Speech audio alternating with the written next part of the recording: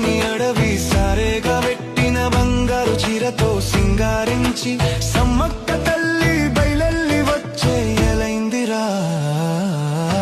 మేడారమంతా మారుమోగే సమ్మక్క సారక్క జంపన్న నామం పెద్దరిల్లి గడుసుకుని ఒంట్లోని భయమంతా పారిపోయే అదిగదిగో వస్తుంది నా తల్లిరో.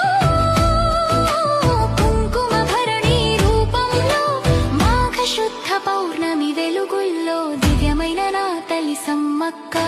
చేతులు జోడించి మొక్కుదుమే శరణాలు శరణాలు సమ్మక్క.